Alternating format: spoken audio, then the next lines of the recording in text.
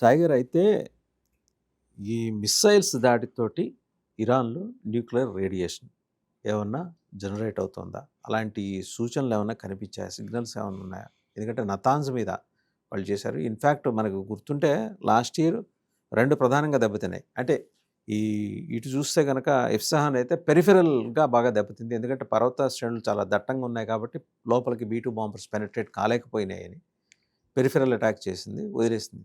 ఇప్పుడు స్పెసిఫిక్గా నతాన్స్ మీద జరిగింది దాడి. Okay. Yes. Actually international atomic energy agency అని ఒకటి ఉంది. IAEA అంటారు. ఇదేంటంటే యునైటెడ్ నేషన్స్కి అనుసంధానించబడి ఉంటుంది. IAEA ప్రకారం ఏంటంటే ఎక్కడ అయినా కానీ న్యూక్లియర్ సైట్స్ ఉంటే ఆ న్యూక్లియర్ వెపన్స్కి సంబంధించినటువంటి ఎన్రిచ్మెంట్ అయినా యురేనియం ఎన్రిచ్మెంట్ అంటారు. యురేనియంని ఇబ్బడిముబ్బడిగా ఒక దగ్గర మొబిలైజ్ చేసి పెట్టడం, ఎక్కువగా యురేనియం ఒక దగ్గర తీసుకురావడం. యురేనియంని న్యూక్లియర్ వెపన్స్కి వాడతారు. అండ్ న్యూక్లియర్ వెపన్స్ని తయారు చేయడానికి వాడేటువంటి మెటీరియల్ మూమెంట్ని ట్రాక్ చేస్తుంది ఈ ఏజెన్సీ. అండ్ ఆ న్యూక్లియర్ అసెట్స్ ఎన్హాన్స్మెంట్స్ ఏ రేంజ్లో ఉన్నాయి, దానివల్ల తీవ్రత ఏ విధంగా ఉంటుంది అనేది అంచనా వేస్తుంది. అండ్ ఇది ఆల్మోస్ట్ ఒక నిఘా ప్రక్రియ కూడా ఉంటుంది. ఇందులో ఏంటంటే శాటిలైట్ ద్వారా తీసుకునేటువంటి సమాచార సేకరణ, అండ్ కమ్యూనికేషన్స్ ద్వారా తీసుకునేటువంటి సమాచార సేకరణ, ట్రేడ్ వల్ల తీసుకునేటువంటి సమాచార సేకరణ, అనేక అంశాలు ఉంటాయి. ఏమైనా దేశాలు యురేనియంని అమ్మినా, లేకపోతే యురేనియం ఎక్స్ట్రాక్షన్ ఎక్కడి నుంచి జరిగినా, దాన్ని తీసుకెళ్తున్నా, ఇవన్నిటి మీద ఒక నిఘా ఉంటుందన్నమాట. So international atomic energy agency అనే దాన్ని ఉంది. దానికి ప్రతి దేశం నుంచి ఒక రిప్రజెంటేటివ్ ఉంటారు. అట్లా ఇరాన్ నుంచి ఉన్నటువంటి అంబాసిడర్ రెజా నజాఫీ అనే వ్యక్తి ఇప్పుడు ఎక్కడైతే నటాన్స్లో న్యూక్లియర్ సైట్ ఉంది వాళ్ళది, ఇరాన్కి సంబంధించి నటాన్స్ అనే ప్రాంతంలో ఉంది. ఆ సైట్ మీద ఇజ్రాయిలీ స్ట్రైక్స్ జరిగాయి. అండ్ అమెరికన్ ఇజ్రాయెల్ సంయుక్త ఆధ్వర్యంలో స్ట్రైక్స్ జరిగాయి. ఇంతకు ముందు కూడా చేశారు అట్లాంటి స్ట్రైక్స్, ఇప్పుడు కూడా స్ట్రైక్స్ జరిగాయి. ఆ స్ట్రైక్స్ వల్ల రేడియేషన్ పెరిగింది. న్యూక్లియర్ ఏదైతే న్యూక్లియర్ ఒక దగ్గర ఉందో న్యూక్లియర్ సైట్స్ మీద కొట్టినప్పుడు రేడియేషన్ పెరుగుతుంది. ఆ రేడియేషన్ ప్రభావం వల్ల చాలా ప్రమాదాలు ఉంటాయి. మనం చూసాం హిరోషిమా నాగసాకి ఇష్యూ మనకు తెలుసు. సో ఆ రేడియేషన్ పెరుగుతోంది, చాలా దుర్మార్గంగా వ్యవహరిస్తోంది ఇజ్రాయిల్, అమెరికా అని చెప్పి ఈ పర్టికులర్ రెజా నజాఫీ అనే వ్యక్తి, international atomic energy agency Iran ambassador అయినటువంటి వ్యక్తి క్లెయిమ్ చేశాడు. దీనికి IAEA రెస్పాండ్ అయింది. రెస్పాండ్ అయ్యి ఏం చెప్పారంటే, మాకు ఇప్పటి వరకు ఉన్న సమాచారం ప్రకారం రేడియేషన్ ఏం కనిపించలేదు, బట్ మేము ఇంకొంచెం డీప్ డైవ్ చేయాలి అని వాళ్ళు అంటున్నారు. ఓకే, ఇప్పటి వరకు అయితే ఏం కనిపించలేదు. అయితే వాళ్ళు అడుగుతున్నది ఏంటంటే ఇరాన్ చెప్తుంది రేడియేషన్ వచ్చింది, అక్కడ అటాక్ చేశారు, అటాక్ చేయడం వల్ల ఇది జరిగింది అని చెప్తున్నారు. అంటే బేసికల్లీ ఎప్పుడు కూడా న్యూక్లియర్ వెపన్స్ కి సంబంధించి కొన్ని నామ్స్ ఉన్నాయండి, కొన్ని పాలసీలు ఉన్నాయి. పాలసీలు ఏంటంటే ఫస్ట్ ఎవరు కూడా న్యూక్లియర్ ని యూజ్ చేయకూడదు, నో ఫస్ట్ యూజ్ అంటారు. నో ఫస్ట్ యూజ్ అగ్రిమెంట్స్ చేసుకుంటాయి. నేను ఫస్ట్ టైం యూజ్ చేయను నేను. ఒకవేళ మీ ఒక దేశంతో దాడి జరిగిన మన భారత్ కూడా అందులో భాగస్వామి. నో ఫస్ట్ యూజ్ అంటే ఫస్ట్ మనం యూజ్ చేయడానికి వీల్లేదు, బట్ సెకండ్ యూజ్ చేయొచ్చు. ఎవరైనా ఆల్రెడీ దాడి చేశారంటే మనం రెస్పాండ్ అవ్వచ్చు. అండ్ ఇప్పుడు మన భారతదేశం కూడా దీంట్లో ఇంకో కొత్త విధానపరమైన నిర్ణయం తీసుకుంది. ఏంటంటే మీరు న్యూక్లియర్ వాడుతున్నారని తెలిస్తే చాలు మేము దాడి చేయొచ్చు. ఇంతకుముందు ఎలా ఉండదంటే ఫస్ట్ యూజ్ చేయము అని వరకే మనం చెప్పాం. మీరు దాడి చేయడానికి నా దగ్గర క్లియర్ ఆధారాలు ఉంటే, మీరు అంటే పాకిస్తాన్ దేశము నిజంగానే న్యూక్లియర్ దాడి చేయబోతోంది అని మనకు స్పష్టమైన సమాచారం ఉంటే గనక మేము దాడి చేయొచ్చు, మేమే దాడి చేస్తాం, ఫస్ట్ యూజ్ చేస్తాం. బట్ మీరు చేస్తున్నారని ఇన్ఫర్మేషన్ ఉంటే చాలు నాకు అనేది ఇప్పుడు కొత్తది. ఇందులో రకరకాల నామ్స్ ఉంటాయి. అందులో ఏంటంటే న్యూక్లియర్ సైట్స్ మీద దాడి చేయకూడదు, న్యూక్లియర్ సైట్ మీద దాడి చేయకూడదు. ఓకే, న్యూక్లియర్ సైట్ మీద దాడి చేయడం వల్ల ఆ పర్టికులర్ ఏరియాలో రేడియేషన్ వస్తుంది, దానివల్ల చాలా ప్రమాదం కదా. సో అది రేడియేషన్ ఎక్కడికి స్ప్రెడ్ అవుతుందో కూడా తెలియదు. చెర్నోబిల్ లాంటివి కూడా చూసాం. అదే మనం చూసాం. మనకి మయన్మార్ లో కూడా ఇంకో చెర్నోబిల్ రెడీగా ఉంది మయన్మార్ లో. యాక్చువల్లీ మొన్న కూడా మనము కిరాణా హిల్స్ లో పాకిస్తాన్ లో చేసినటువంటి దాడుల్లో, పాకిస్తాన్ మీద చేసినాం కదా మనం. కిరాణా హిల్స్ లో అమెరికాకి సంబంధించినటువంటి టెక్నాలజీని తీసుకొని పాకిస్తాన్ న్యూక్లియర్ బేసెస్ ఉన్నాయి అక్కడ అండర్ గ్రౌండ్ న్యూక్లియర్లు పెట్టుకున్నారు వాళ్ళు. కరెక్ట్ గా న్యూక్లియర్ సైట్స్ మీద కొట్టకుండా న్యూక్లియర్ సైట్స్ కి ముందు పెరిఫెరల్ గా కొట్టడం వల్ల ఒక్కసారిగా పెద్ద చర్చ మొదలైంది. సో ఈవెన్ అమెరికాకి సంబంధించి ముఖ్యంగా ఈ ఇంటర్నేషనల్ అటామిక్ ఎనర్జీ ఏజెన్సీకి సంబంధించిన ప్రతినిధులు కూడా అక్కడికి వచ్చారు, చూశారు, చెక్ చేశారు. సో పర్వాలేదు, రేడియేషన్ అయితే బయటకు రాలేదు అని చెప్పి నిర్ధారించుకున్నారు. అఫ్ కోర్స్ అక్కడ న్యూక్లియర్ సైట్స్ ఉన్నాయని వాళ్ళు ప్రకటించలేదు, కానీ రేడియేషన్ ఏం లేదు అని చెప్పేసి వెళ్ళిపోయారు. ఓకే, పరిస్థితి ఇవాళ ఏంటంటే వీళ్ళు ఏం చెప్తున్నారంటే, ఇంటర్నేషనల్ అటామిక్ ఎనర్జీ ఏజెన్సీ ఏం చెప్తుందనంటే, ఇరాన్ లో మాకు యాక్సెస్ ఇవ్వమని చాలా రోజుల నుంచి అడుగుతున్నాము, మేము బయట నుంచి వచ్చేటువంటి ఆధారాలను బేస్ చేసుకుని మేము నిర్ధారిస్తున్నాం, కానీ లోపల మాకు యాక్సెస్ ఇవ్వట్లేదు. ఇరాన్ ఎప్పుడు కూడా మేము న్యూక్లియర్ మేమేం ప్రోగ్రామ్ చేయట్లేదు మనం అని చెప్తారు వాళ్ళు. ఐఏఈకి ఇవ్వట్లా, ఎప్పుడు కూడా న్యూక్లియర్ టెస్ట్ జరిగేంత వరకు కూడా ఏ దేశము మేము న్యూక్లియర్ ఎనర్జీని తీసుకురావాలని అనుకుంటున్నాము, న్యూక్లియర్ వెపన్స్ తయారు చేసుకుంటామని చెప్పరు. అందరూ ఏం చేస్తారంటే న్యూక్లియర్ ప్లాంట్స్ కి యూజ్ చేస్తున్నామనో, కరెంట్ కి విద్యుత్ కోసం ఉపయోగిస్తున్నామనో, న్యూక్లియర్ పవర్ ప్లాంట్స్ కోసం చేస్తున్నామనో, వేరే ఇతరత్ర కారణాలు చెప్తారు కానీ వెపన్స్ తయారు చేసుకుంటామని ప్రకటించారు. ఇంక్లూడింగ్ భారత్. మనం కూడా చెప్పలేదు అప్పుడు. మనం వెస్టర్న్, ముఖ్యంగా అమెరికా శాటిలైట్ల కన్ను గప్పి మరి అబ్దుల్ కలాం గారు మనం చేయగలిగాం, మనం అటామిక్ బాంబుని తయారు చేసుకోగలిగాం, న్యూక్లియర్ బాంబ్స్ ని. సో బట్ పాయింట్ ఏంటంటే ఇప్పుడు వీళ్ళు ఇరాన్ ఏమంటుంది, ఈ ఏజెన్సీ, ఇంటర్నేషనల్ ఏజెన్సీ ఏమంటుంది అని అంటే, మాకు మీరు కరెక్ట్ యాక్సెస్ ఇవ్వలేదు ఇన్ని రోజుల నుంచి, ఇప్పుడేమో దాడి చేశారని మీరు అంటున్నారు న్యూక్లియర్ సైట్స్ మీద. సో అలా ఎలా, సో మరి మాకు యాక్సెస్ ఇవ్వండి, ఇట్లాంటి ప్రశ్నలు యాక్సెస్ ఇస్తే లోపలికి వెళ్ళి నిజంగా చూస్తారు కదా, నిజంగా చూస్తారు ఎంత రేంజ్ లో ఉంది, ఎంత ఎన్హాన్స్మెంట్ జరిగింది. చస్తే ఇరాన్ ఇవ్వదు. సో వెనకాల నుంచి చూస్తేనేమో వీళ్ళకి ఆల్రెడీ ఇన్ఫర్మేషన్ ఉంది, అక్కడ దాడి జరిగిన విధానము వాటి మీద ఇన్ఫర్మేషన్ ఉంది. ఇప్పుడు గొడవ ఏంటంటే న్యూక్లియర్ సైట్స్ ఎక్కడెక్కడ ఉన్నాయి, ఎక్కడెక్కడ దాడులు జరిగాయి, ఒకవేళ నిజంగానే న్యూక్లియర్ సైట్స్ మీద దాడి జరిగితే దానివల్ల వచ్చే రేడియేషన్ ఎఫెక్ట్ ఎంత, ఇంపాక్ట్ ఏ విధంగా ఉంటుంది, ఇవన్నిటితోటి కొంత భయాందోళనలు ఉన్నమాట వాస్తవం. సో ఈ భయాందోళనల నుంచి ఈవెన్ గల్ఫ్ దేశాల్లో ఉన్న పరిస్థితి ఏంటంటే వాళ్ళకు ఇంకొక క్వశ్చన్ వచ్చింది. వాళ్ళకి ఏంటంటే ఇప్పుడు మనము ఇరాన్ ఎటువంటి దాడులు చేస్తుందో అనే ఒక క్వశ్చన్లో ఇప్పుడు ఖతార్కి సంబంధించినటువంటి మన ఎవరంటే ఖతార్ ఫార్మర్ ప్రైమ్ మినిస్టర్ ఒక వ్యాఖ్య చేశాడు. ఇప్పుడు గల్ఫ్ దేశాలు ఉన్నాయి కదా, గల్ఫ్ కోఆపరేషన్ కౌన్సిల్ అని ఉంది, జీసీసీ అంటారు. జీసీసీలో ఈ ఇరాన్ భాగస్వామ్య దేశం కాదు. ఈ జీసీసీలో ఉన్న దేశాలకు సంబంధించినటువంటి వాళ్ళందరి మీద ఇరాన్ అటాక్స్ చేసింది. సో జీసీసీ కూడా ప్రత్యక్ష దాడుల్లోకి దిగాలి, ప్రత్యక్షంగా మనం వార్లోకి దిగాలి అనే ఒక చర్చ మొదలైంది గల్ఫ్ దేశాల్లో. ఆ చర్చకి Qatar former prime minister Sheikh Hamad అనే వ్యక్తి ఇచ్చినటువంటి స్టేట్మెంట్ ఏంటంటే, ఎట్టి పరిస్థితుల్లోనూ గల్ఫ్ దేశాలు యుద్ధంలో దిగకూడదు, ప్రత్యక్ష యుద్ధంలోకి వెళ్ళకూడదు అని ఆయన చెప్తున్నాడు.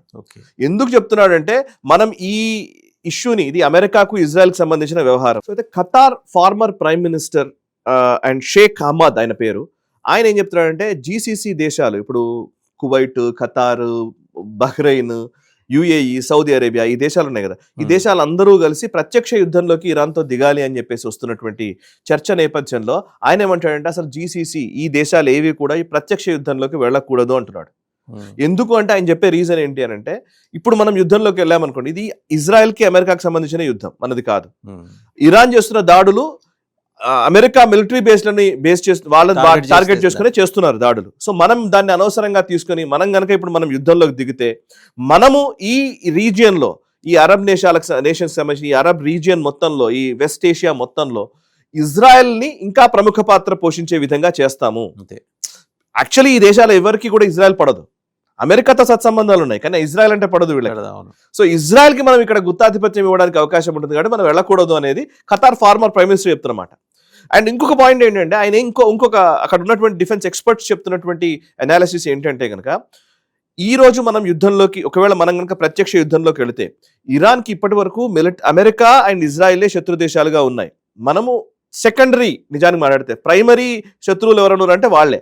మనం అనవసరంగా దీన్ని పెట్టుకోవడం వల్ల ఏమైందంటే, మన మేజర్ ఎస్టాబ్లిష్మెంట్ మీద దేని మీద దాడి చేశారనుకో, ఫర్ ఎగ్జాంపుల్ పవర్ గ్రిడ్స్ మీద అటాక్ చేసింది అనుకోండి, ఒకవేళ ఇరాన్ మిజైల్స్ కనుక వచ్చి మన పవర్ గ్రిడ్స్ మీద పడ్డాయి అనుకోండి, పవర్ గ్రిడ్స్ మీద పడితే ఇప్పుడు వచ్చేది సమ్మర్, ఒక్కసారిగా వాళ్ళకి ఎట్లుంటుందంటే 50 degrees పైన ఉష్ణోగ్రతలు ఉంటాయి అక్కడ.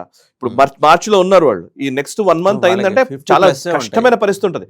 పవర్ గ్రిడ్స్ మీద దాడి జరిగిన వాళ్ళది దీన్ని ఏమంటారంటే డీసాలిటేషన్ ప్లాంట్స్ అంటారు. అవి వాటర్, సముద్రపు నీరుని మంచినీరుగా మార్చేటువంటి ప్లాంట్స్ ఉంటాయి వాళ్ళ దగ్గర.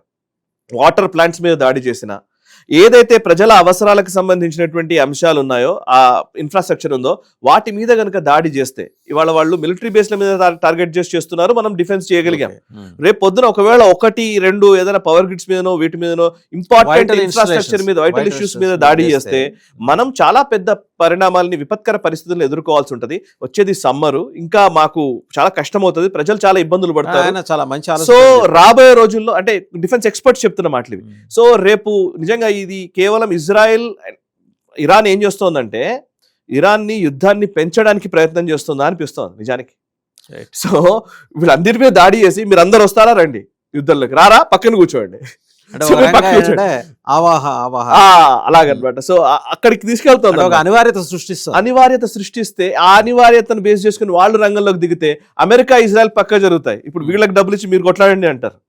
సో అమెరికాకి తెలుసు, అమెరికా ఎప్పుడు ఏం ఈ గల్ఫ్ చేస్తారంటే దేశాలకి ఎవరిని డబ్బులు పంపు చేసి ఎవరిని వాడుకోవాలో వాళ్ళకి తెలుసు కాబట్టి ఈ గల్ఫ్ దేశాలని యుద్ధంలోకి దింపేసి వీళ్ళు కామ్గా కూర్చున్నారు వాళ్ళ అనుకోండి. సైన్యాన్ని విడ్రా చేసుకుని సో చాలా కష్టం అవుతుంది అనమాట. సో అందుకే ఇప్పుడు జరుగుతున్న ఖతార్ దాంట్లో కూడా- ఫార్మర్ పిఎం చాలా And wise గా చెప్పాడు ఆయన. ఇంకొక అంశం ఏంటంటే కొంతమంది చేస్తున్న విశ్లేషణ ఏంటంటే మొదటి ప్రపంచ యుద్ధము, రెండవ ప్రపంచ యుద్ధము అవి రెండు కూడా నిజానికి పెద్ద దేశాలు ఏం లేవండి, చాలా తక్కువ దేశాలు ఉంటాయి.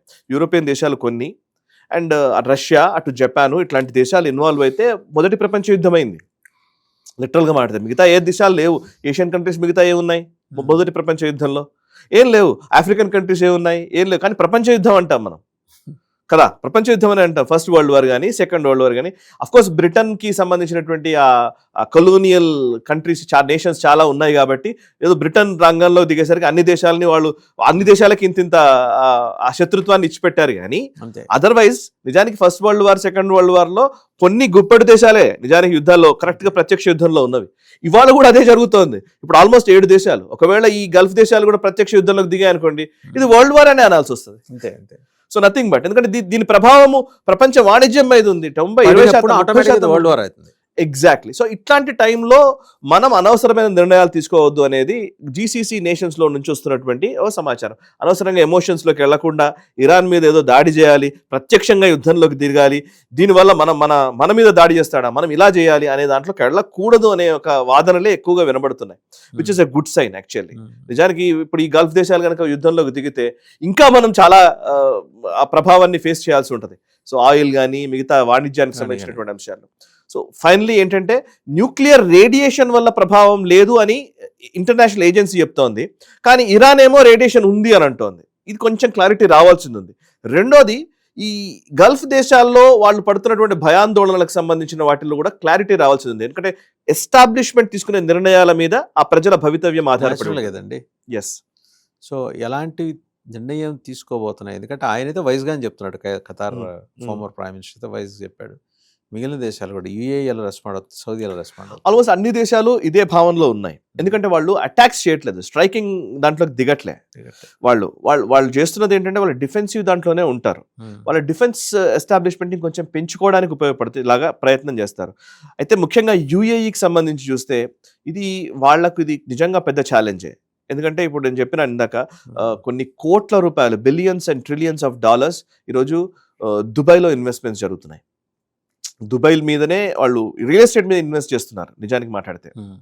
సో అమెరికన్ పెద్ద పెద్ద వెంచర్స్ కావచ్చు, ఈవెన్ భారతదేశానికి సంబంధించినటువంటి పెద్ద పెద్ద వాళ్ళు కావచ్చు, డబ్బులు ఉన్న వాళ్ళందరూ కూడా దుబాయ్ మీద ఇన్వెస్ట్ చేస్తున్న టైం ఈ గత 5 ఏళ్లలో పెరిగింది. దాన్ని బ్రేక్ ఇప్పుడు ఈ దెబ్బతోటి ఏమవుతుందంటే ఆ ట్రెండ్ కొనసాగుతుందా, ఆ ఇన్వెస్ట్మెంట్ సేఫ్ గానే ఉంటాయా, ఆ ఇన్వెస్ట్మెంట్స్ మీద ఎలాంటి ప్రభావం ఉంటుంది అనేది మనం చూడాల్సి ఉంది. సో ఇజ్రాయెల్ పెళ్లి దుబాయ్ సాగుకు వస్తుంది.